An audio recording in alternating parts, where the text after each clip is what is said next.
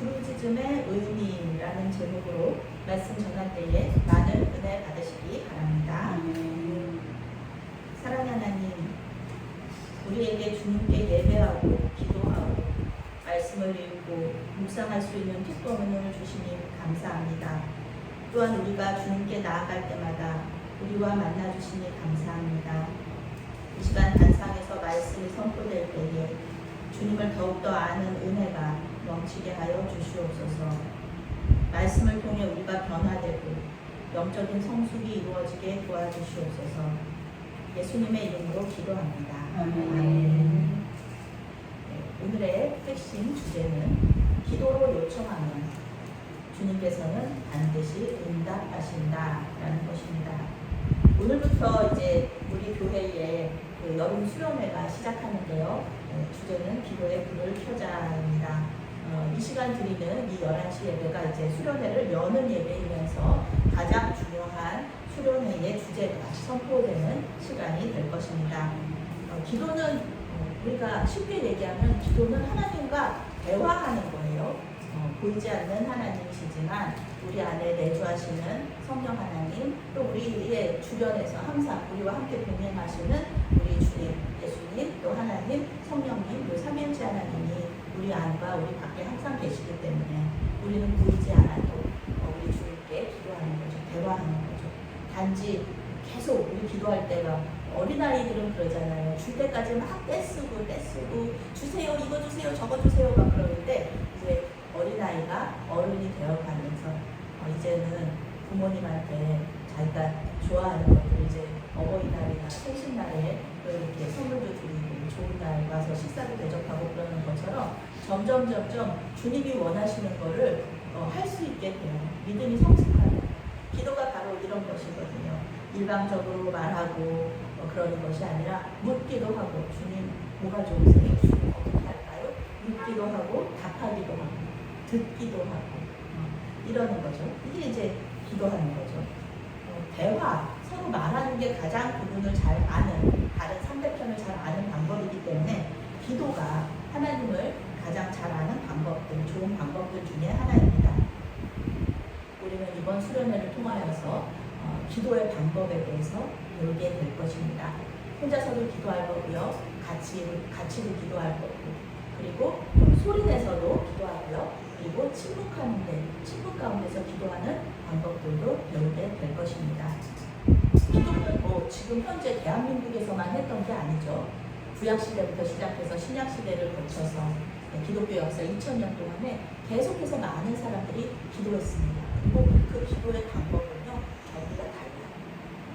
동방 정교의 전통이 있고 서방 정교의 전통이 있고 예루살렘 교회 전통이 있는가 하면 또 안디옥 교회 전통이 있고 이런 전통들이 굉장히 많았습니다. 지금까지 하나님께서는 계속해서 우리와 대화하셨고요. 하나님의 이름을 찾고 그분의 이름을 불렀던 그런 기도가 계속해서 이어지고 있습니다. 우리는 지금 우리나라에서 보통 행해지는 통성기도, 소리내서 하는 구송기도라고 얘기하는데요. 이게 굉장히 보편적인 거라고 생각해요. 그래서 신구약 시대, 그 다음에 기독교 역사 2000년이 항상 통성기도만 했을 거라고 우리 잘못 생각할 수 있거든요. 아닙니다. 우리 통성기도는요, 한국 교회만의 아름다운 전통입니다. 외국에서도 기도하고 구송기도 하는 교회도 있지만 우리나라처럼 주여 삼창하면서 이 부르짖는 기도 하는 교회는 우리 한국 교회가 유일해요. 그래서 제가 작년, 한 몇 년 전인 것 같아요. 아주 대규모 집회가 있었는데 그때 외국인 목사님들과 한국 사람들이 같이 집회하는 그런 큰 집회였는데 이분들이, 이 외국인 목사님들이 이 주여 삼창 기도를 하고 싶으신 거예요. 너무 좋대요. 그러니까 한국 교회가 이렇게 부흥하고 성장한 거는 이 주여 삼창 통성 기도 때문인 것 같다. 우리도 하고 싶다. 그렇게 얘기를 하시면서 배우고 싶다. 큰 단상에서 기도회를 본인들이 인도를 하시겠다면서. 그런데 마이크 소리 들으니까 다 들리잖아요. 목사님들이 주여 하셔야 되는데 주의 그러시는 거예요. 그래서 그러니까 그분들이 들으시기에는 주여가 주의로 들으시는 거예요. 그래서 계속 주의 하시면서 그 기도회를 인도했던 그런 기억이 있습니다. 주여 3장, 나중에는 이제 주여로 바꾸셨는데요. 이렇게 구약의 아브라함, 이삭, 다윗, 오늘 예레미야도 나오지만 선지자들, 그리고 신약의 예수님, 그 다음에 제자들, 그리고 많은 순교자들이 주님의 이름을 부르면서 기도했습니다. 다양한 방식으로 응답을 받았습니다. 그 응답은 기도자들이 원하는 대로 이루어지기도 했고요. 기도자들이 원하지 않는 방식으로 응답이 되기도 했습니다. 그러나 그 확실한 것은 하나님께서 신실하게 모든 기도에 응답하셨다는 겁니다. 오늘 말씀에 나오는 예레미야 선지자도 하나님께 계속해서 기도했던 선지자입니다. 유다 백성들이 하나님 잘 믿게 도와주세요. 바벨론 나라가 우리나라를 멸망시키지 않도록 도와주세요. 계속해서 기도했습니다. 그래서 예레미야 선지자의 별명이 있는데요. 우리가 얘기하는 별명은 눈물의 선지자다. 나라를 위해서, 백성들을 위해서 계속해서 눈물 흘리면서 기도했거든요. 근데 성경은 이 예레미야 선지자를 눈물의 선지자라고 부르는 게 아니라 열방의 선지자라고 불러요.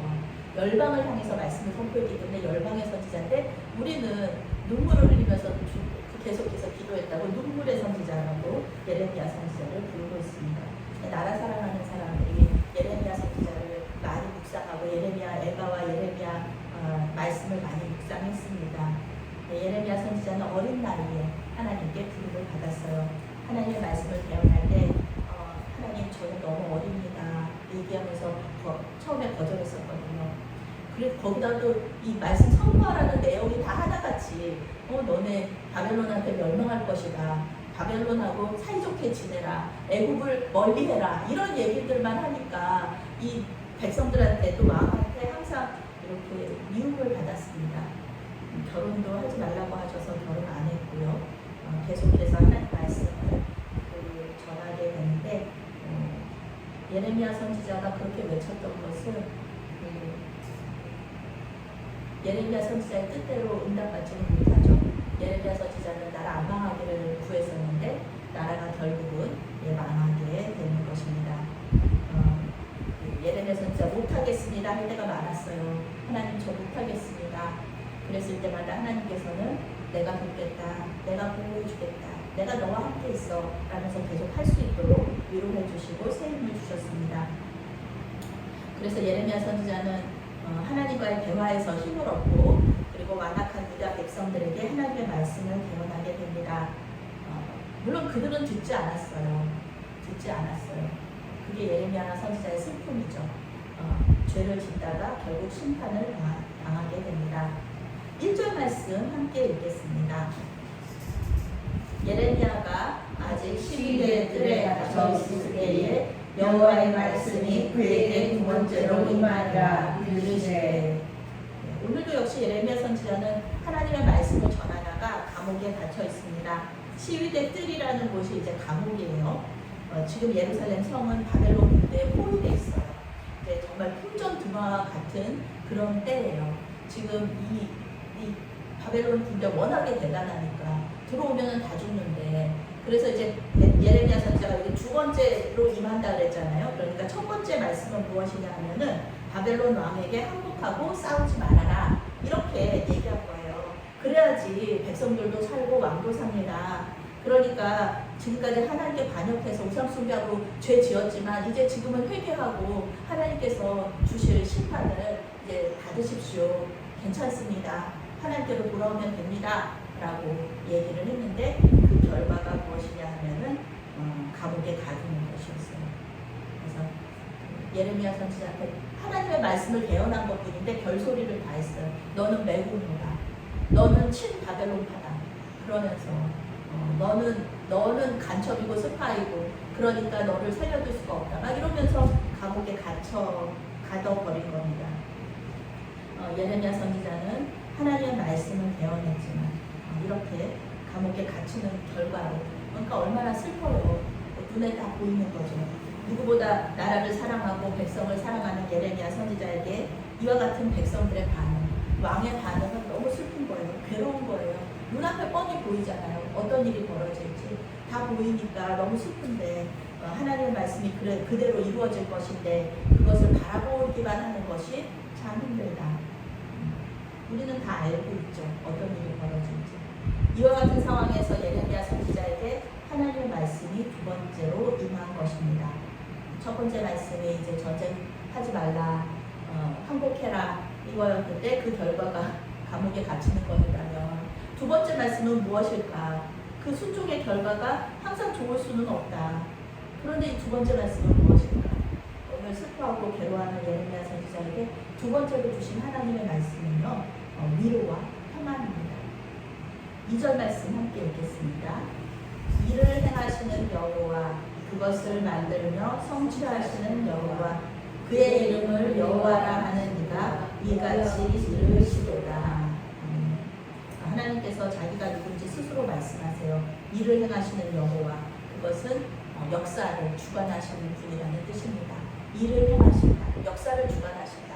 나는 이 이스라엘의 역사만 주관하는 것이 아니라 온 세상의 역사를 주관하는 사람이다. 그러는 신이다. 그런 하나님이다. 지금 당장은 이스라엘이 지금 멸망하지만 멀리 봐야지. 멀리 봐야지. 멸망으로 끝나는 것이 아니다라는 것을 말씀하시는 거예요. 그리고 그것을 만들며 성취하시는 여호와다. 그것은 이제 세상이거든요. 세상을 만드시고 세상을 다스리고 주관하시는 하나님. 하나님께서는 전지전능하시다는 뜻이에요. 하나님께서 뭐든지 다 하실 수 있다는 뜻입니다. 온 세상을 다스리시니까. 그리고 그의 이름을 여호와라 하느니라. 여호와라는 뜻은 스스로 있는 자. 누군가가 뭐 만들어서 낳고 이런 게 아니라 스스로 있는 자, 여호와. 특히 이 여호와는 이스라엘 백성들과의 언약 관계 속에서 나타나는 이름이죠.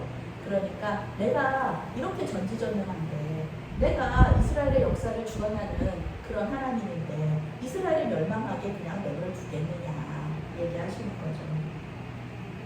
기도하라고 말씀하시기 전에 나는 이런 능력의 하나님이다 라고 먼저 얘기하시는 거예요. 기도하라고 하시기 전에. 그러니까 기도해라 라고 말씀하시는 거죠. 기도는 하나님과 깊이 교제하는 방법인 동시에 하나님의 능력을 경험하는 거예요. 그래서 기도하고 또 기도의 응답을 받고 그리고 이것을 다른 사람들과 나누고 이러는 것이 엄청 강력한 힘을 발휘합니다. 그래서 그 하나님의 능력을 믿는 자만이 기도하는 거예요. 기도의 능력을 체험한 사람만이 기도하는 거예요. 너무 재밌지 않아요? 하나님한테 하나님께서 되게 잘 들어주시는 기도 있어요. 저는 하나님께서 잘 들어주시는 기도가 뭐냐면, 하나님 저 이거 먹고 싶어요 그러면은 하나님께서 먹게 해주시든지 아니면 마음속으로 미진아 네가 사 먹어라 이런 응답을 주실 때가 있어요. 그러면 이제 제가 이제 사 먹을 때도 있고 아니면 다른 분들이 그것을 이렇게 공급해 주실 때도 있고, 이런 기도가 굉장히 잘 들어주시는 기도인데, 하나님 저 시집 보내주세요 뭐 이런 기도는 안 들어주시는데 이렇게 먹을 거 이런 기도는 되게 잘 들어주세요. 그러면서 하나님과의 임재를 경험하는 거예요. 하나님 살아계시구나, 하나님 나를 지켜보고 계시고 내 기도를 다 듣고 계시구나, 이런 것을 느낄 수 있어요. 굉장히 재밌습니다. 하나님과의 관계가. 그러시면서 이제 오늘의 그 주제 성도죠. 3절 말씀 함께 읽겠습니다. 너는 내게 부르짖으라. 내가 내게 응답하겠고 내가 알지 못하는 크고 은밀한 일을 내게 보이리라. 아멘. 하나님은 예레미야에게 부르짖으라 명령하셨습니다. 부르짖는다, 이것은 카라라는 원어인데요, 이름을 부른다는 뜻입니다. 부르짖는다 뭐 이런 게 큰 소리로 외친다, 물론 이런 뜻도 있지만 성경의 대부분에서는요, 어려움 속에 있는 하나님의 사람들이 하나님께 도움을 요청할 때 이 사용하는 단어입니다. 누구든지 하나님의 이름을 부를 수 있어요. 큰 소리로 부를 수도 있고 작은 소리로, 침묵으로 부를 수도 있습니다. 왕이나 제사장 같이 높은 사람이 부를 수도 있고요, 종이나 심지어 이방인 같은 그런 사람들도 하나님의 이름을 부를 수 있습니다. 주님께 도움을 요청하면 누구든지 응답받을 수 있다. 예수님도 마찬가지로 말씀하셨죠. 누구든지 와라. 수고하고 무거운 짐 진 자들아 누구든지 와라.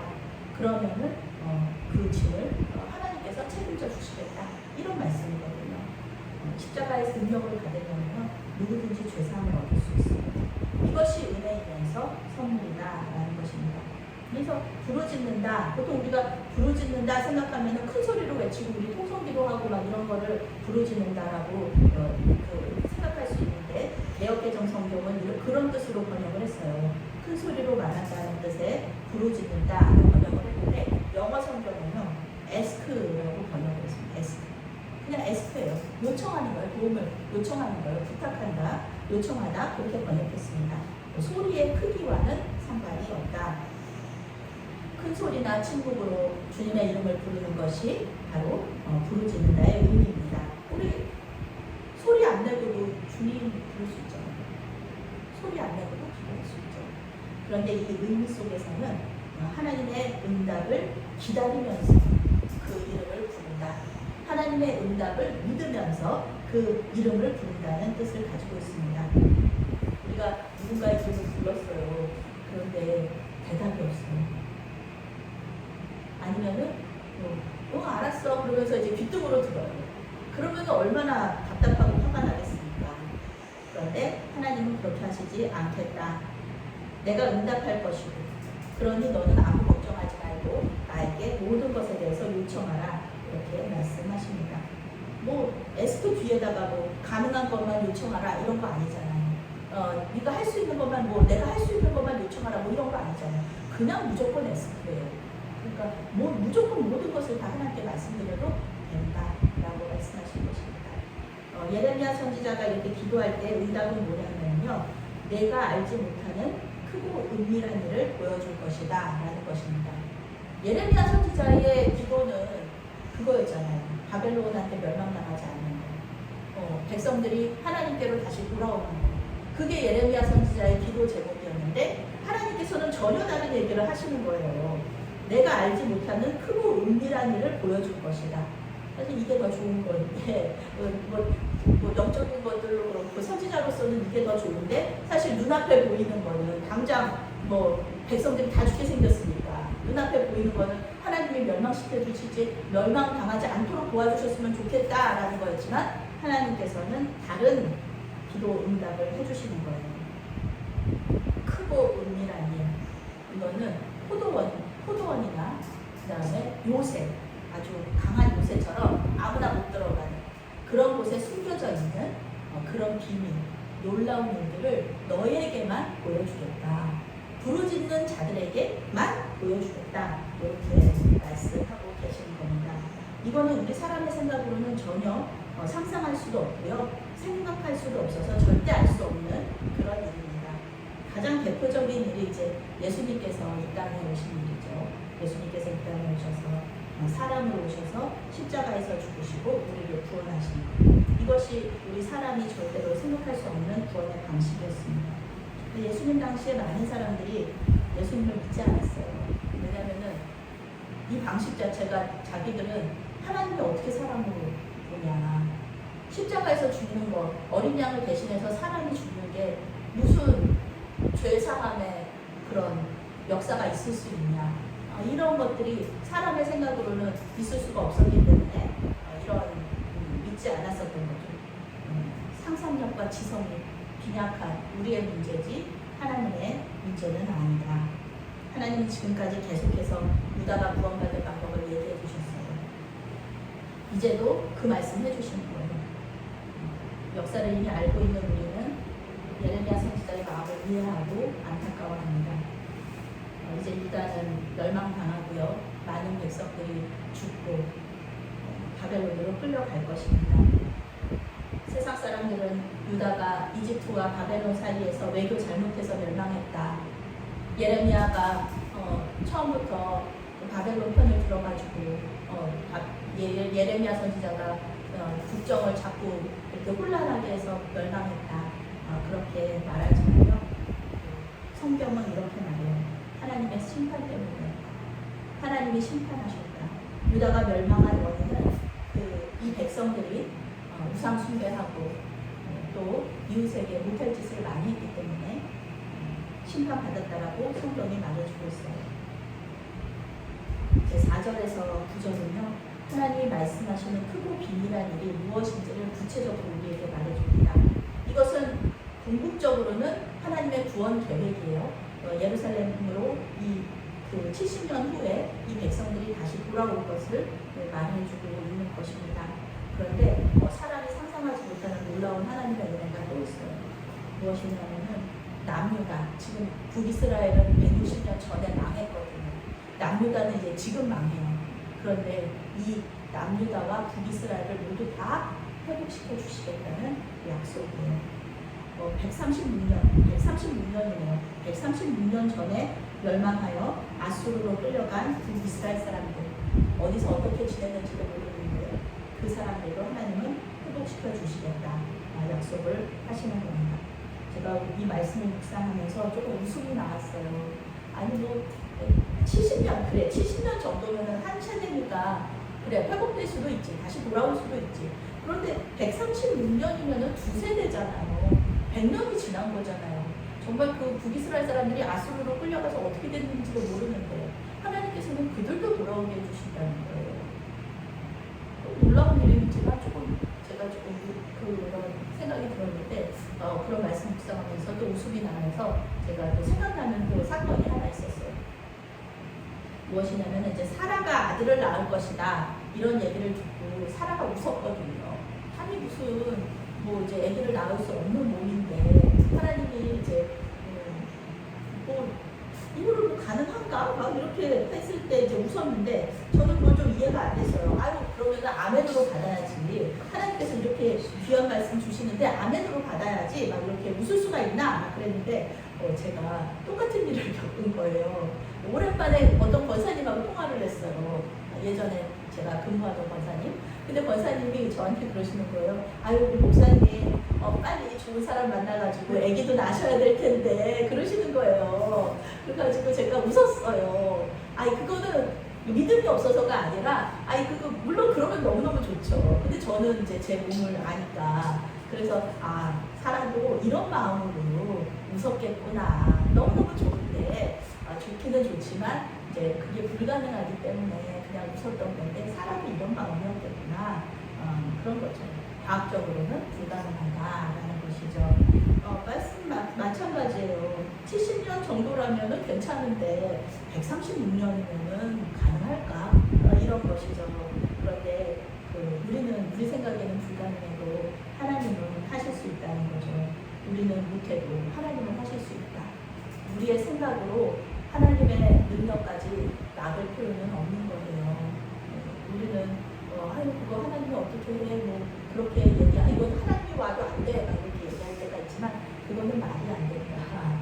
하나님은 하나님이 뜻하시기만 한다면 그 모든 일을 다 하실 수 있다는 거죠.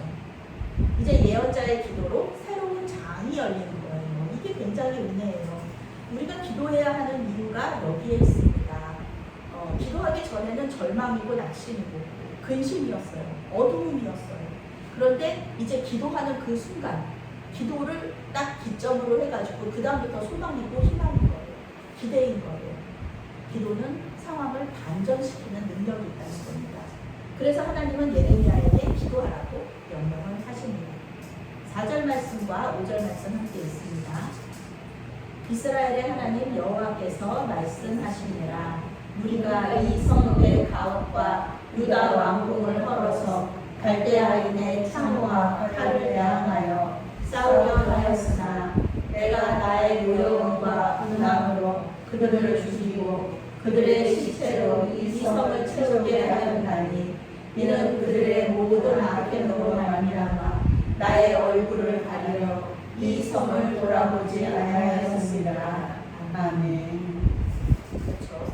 우리 지금 이번 수련회 주제가 기도의 불을 켜자인데요. 지금 상황은 불이 없는 상황이에요. 지금 상황은 바벨론에게 포위당하여 성벽은 무너지고 집들은 모두 다 헐리고 군사들과 백성들의 시체로 이 성 안이 가득 찬 그런 상황입니다. 아무런 소망도 없고요. 슬픔과 눈물만 가득 찼습니다. 이 모든 심판의 이유는 유다 백성들의 악행 때문입니다. 우상 숭배와 불순종으로 하나님 앞에 죄를 지었기 때문입니다. 율법을 두 가지로 요약하자면 이제 하나님 사랑과 이웃 사랑이 되겠습니다. 그런데 유다 백성들은 이 두 가지 모두를 자유롭지 못하게 죄를 지었습니다.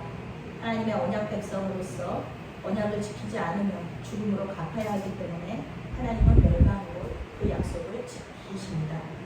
성경은 바벨론이 예루살렘을 멸망시킨 것이 아니라 하나님의 노여움과 불화 이것이 그들을 멸망시켰다고 말하고 있습니다. 그런데 이제 예레미야가 기도에 불을 켜는 거죠. 이 어려운, 이 어두운 이 상황 속에서 기도로 이제 불을 켭니다. 6절과 8절 말씀 함께 읽겠습니다.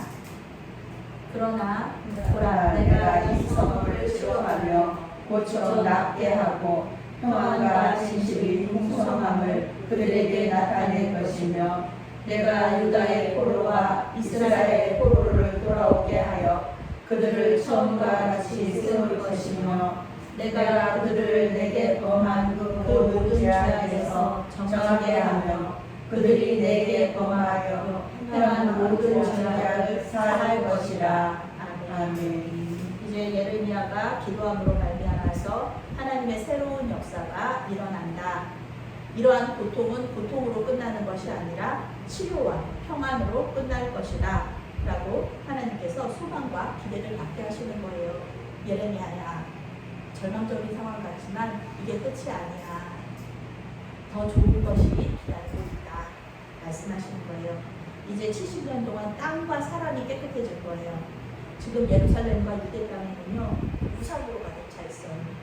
오죽했으면은 에스겔서를 읽어보면요 성전 안에도 우상이 가득합니다. 그리고 성전 안에서도 우상에게 예배하는 그 예배가 있었던 거예요. 제사장들이 몰래 성전 안에서 태양신에게 예배하는 그런 일들이 일어나고 있었어요. 그러니까 이 예루살렘 성은 한번 깨끗해져야 되는 거예요. 지금 이 상황에서는요 세술은 세 부대에라고 얘기하면서 많은 분들이 그냥 다른 것들은 변화하지 않고 그냥 교회 안에서도 그러시거든요.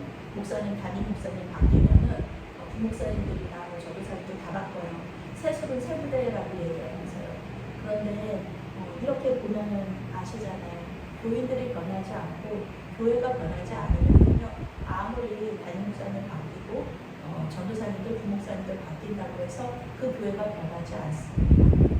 교인들 또 교회 전체가 변해야 되는 거예요. 세술은 세 부대에는요 전체적인 변화가 일어나는 거지 몇 명만 바꾼다고 해가지고 그 변화가 일어나지 않습니다. 오늘 말씀도 마찬가지예요. 총체적인 난국이에요. 우상 숭배하고 자기 마음대로 죄짓고 이러는 것들이 이 예루살렘 성에서 그냥 그대로 있으면은 하나님께서 이번에도 또 용서해 주시면은 하실 수 있죠. 왜 못 하시겠어요? 바벨론을 이기시는 거는 뭐 하룻밤에도 하실 수 있는 거죠. 아수르가 그렇게 멸망했잖아요. 하룻밤 안에 아수르 군대들이 다 죽었거든요. 그런 것처럼 이번에도 하나님 바벨론 군대를 하룻밤 안에도 죽이실 수 있어요. 살리실 수 있어요. 그런데 하나님께서 그렇게 하지 않으셨다. 왜냐하면 그렇게 해서 이 이스라엘 백성들이 이 남유다 백성들이 이 죄가 사해지고 하나님께로 돌아오면 좋은데 그럴 것 같지가 않기 때문에 하나님 다 아시니까. 네, 그래서 이런 일들을 멸망을 하나님께서 이제 허락하신 거죠. 우상 숭배하고 자기 마음대로 죄짓고 그러면은 행복할 것 같지만요 절대 그렇지 않습니다. 네, 마약하고요 그리고 동성애하고 이런 분들이 자기 마음대로 사니까 자기 죄짓는 대로 사니까 행복할 것 같지만 그분들 중에 많은 분들이 자살로 자기 삶을 마감합니다. 행복하면은 절대 자살하지 않죠. 그런 것처럼 하나님께서는 멈춰주시는 거예요. 죄짓는 것을 이제 멈춰주신다. 6절에서 평안과 진실 이것은 평화와 안전으로 번역할 수 있습니다. 평화. 저도 이제 우리 성도님들한테 우리 교인분들한테 인사할 때 샬롬 하면서 이제 인사하는데요. 이 샬롬이라는 것은요 하나님과의 관계에 아무런 문제가 없어요. 하나님과의 관계에 아무런 장애물이 없어요. 그래서 아주 평안하고 기쁜 상태. 이거는 뭐 우리가 외부적인 환경, 내가 몸이 아프고 가난하고 이런 거랑 상관없이 하나님과의 관계가 이렇게 좋으면은요 행복한 거예요. 아주 평안한 상태. 이 유대인들은 이 상태를요 이 하나님과의 친밀한 관계에서 오는 심적이고 육체적이고 사회적인 영적 평강의 상태를 최고의 복으로 생각했어요. 하나님 이 세상에서 누릴 수 있는, 이 세상에서 인생이 경험할 수 있는 최고의 복으로 이 샬롬의 상태를 추구했습니다. 그래서 하나님께서는 이제 멸망당하고 포로로 끌려간 유다 백성들에게 샬롬의 복을 주시겠다, 샬롬의 복을 주시겠다 약속하십니다. 모든 죄가 용서되는 거예요. 하나님 앞에 모든 죄가 용서되고 하나님께서 그들 안에 거하시고 이제 동행하여 주시는 거예요. 죄가 있으면 하나님께서 함께 하실 수 없습니다. 그래서 우리가 하나님 앞에 죄를 고백하고 또 우리 예수님을, 우리 주님을 영접하면은 성령께서 내주하시게 되는 거잖아요. 그렇죠? 네. 그런 것이 이제 우리 믿는 사람들의 구원의 메커니즘인데 여기서도 마찬가지예요.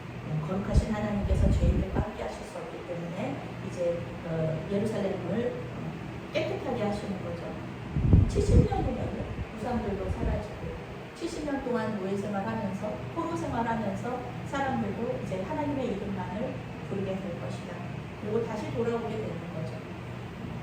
이 말씀, 이 궁극적으로 이 샬롬의 평화는요, 이 샬롬의 복은 예수님께서 오셔서 이 땅에 오셔서 우리 안에 내주하심으로 말미암아 이루어질 것이에요. 성령께서 우리 안에 내주하심으로 우리는 샬롬의 은혜를 누리고 있습니다. 9절 말씀, 이제 결론의 말씀인데요. 함께 읽겠습니다. 이 성은 세계 열방 앞에서 나의 기쁜 이름이 될 것이며 찬송과 영광이 될 것이요 그들은 내가 이 백성에게 베푼 모든 복을 들을 것이고 내가 이 성읍에 베푼 모든 것과 모든 평안으로 말미암아 두려워하며 떨리라. 아멘. 이게 하나님의 큰 그림인데요. 유다와 이스라엘의 그 구원만 하나님께서 말씀하시는 것이 아니에요. 우리는 매일매일 어떤 뉴스를 듣냐면은 예루살렘에 대한 뉴스를 계속해서 들어요. 그렇죠. 예루살렘이 지금 가자 지구가 뭐 어떻게 됐다, 지금 예루살렘이 폭격을 했다 말았다 이런 것들을요 계속해서 들려와요. 이렇게 전 세계 사람들이 예루살렘에 관심을 가지는 거, 이게 정말 놀라운 일인 거예요. 우리가 뭐 지금 우크라이나 전쟁이 있지만 우크라이나 전쟁 때문에 매일매일 이 소식이 들리지는 않잖아요. 그런데 놀랍게도 예루살렘에 대한 이야기는 계속해서 우리에게 들려오고, 이것은 우리가 그것에 대한 그 하나님의 어떤 그 인도하심이 있다, 하나님의 뜻이 있다는 것을 우리가 알아차려야 됩니다. 계속해서 전 세계에 예루살렘의 상황이 들려옵니다. 하나님께서는 이런 이 성을 세계 열방에서 나의 기쁜 이름이 될 것이다, 찬송하는 이름이 될 것이다. 이스라엘 백성들이 하나님 앞에 순종하는 것을 보면서 다시 돌아오게 하시는 것을 보면서 또 이 아랍 사람들하고 사이좋게 지내는 것을 보면서 모든 사람들이 기뻐해야 되는데, 지금 예루살렘의 유대인들은 하나님 말씀 듣지 않고 하나님께서 말씀하시거든요. 다시 돌아오면은 그 땅 사람들하고 사이좋게 지내라고. 그 말씀 순종을 안 해서 지금 저런 어려움을 겪고 있는 겁니다. 그러니까 우리는 그거 알잖아요. 이스라엘 백성들이 하나님 말씀에 순종하지 않아서 저런 어려움을 겪는구나. 이러면서 이스라엘 백성들을 통하여서 예루살렘이라는 이 성읍을 통하여서 우리는 알아요. 하나님의 뜻이 어떤 것인지, 하나님의 말씀에 순종한 사람들과 순종하지 않는 사람들이 이런 것이 결과를 얻게 되는구나. 많은 민족들 앞에서 예루살렘 성읍은 그런 성읍이에요. 하나님이 크고 비밀한 일은요, 예루살렘 성만 구원하는 것이 아니라 예루살렘 성읍을 보면서 많은 사람들에게 하나님이 누구신지를 알리는 그 역할을 하는 것입니다. 하나님의 비밀을 아는 사람만이 고난 속에서도 즐거워하고요, 쉬지 않고 기도할 수 있다라는 것입니다. 이것이 하나님의 크고 비밀한 일입니다. 예루살렘 성읍을 통하여서 온 열방을 구원하시고자 하시는 하나님의 그런 큰 뜻, 그리고 그 안에서 우리 기도하는 사람들이 역할을 감당해야 되는 거죠. 감당하는 거죠.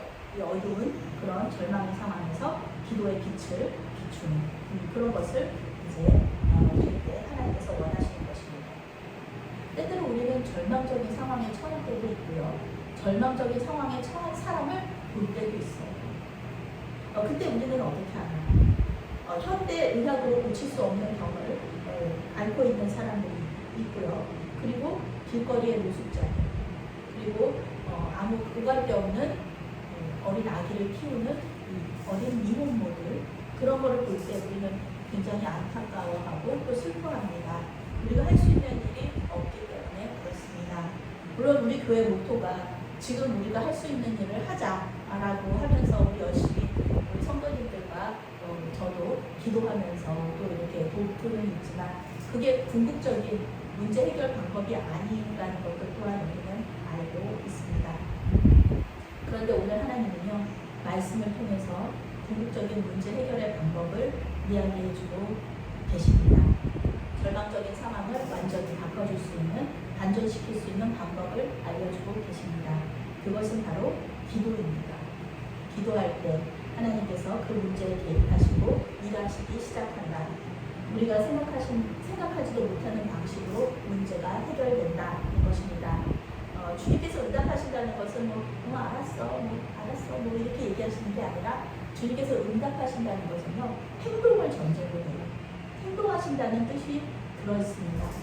우리가 기도할 때 주님께서 행동하시는 거예요. 그런 불쌍한 사람 볼 때마다 요즘은 마약 중독돼가지고 막 비틀거리면서 다니는 사람들이 있어요.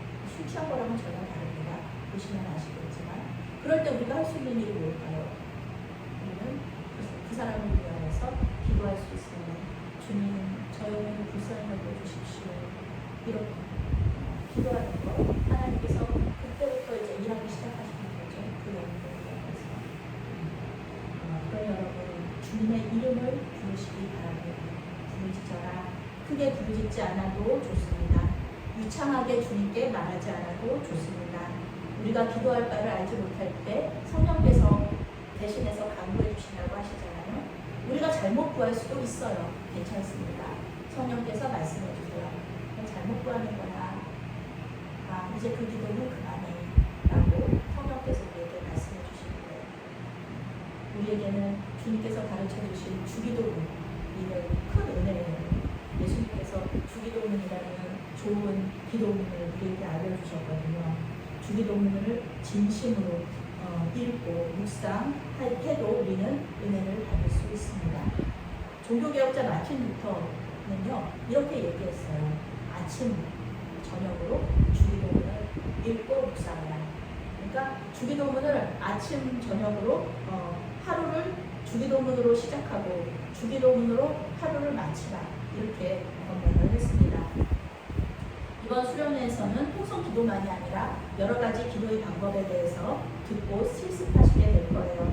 그러면서 하나님을 더욱 깊이 만나고요. 하나님의 마음을, 또 하나님의 뜻을 알 수 있는 그런 일들을 우리가 경험하게 될 겁니다. 성령께서 우리의 기도를 인도해 주시기를 간구하며 기도할 때 우리의 모든 문제가 풀어지고 또 하나님의 뜻이 우리의 뜻과 하나가 되는 그런 놀라운 경험을 하시게 될 줄로 믿습니다. 또한 모든 문제가 풀어지고요.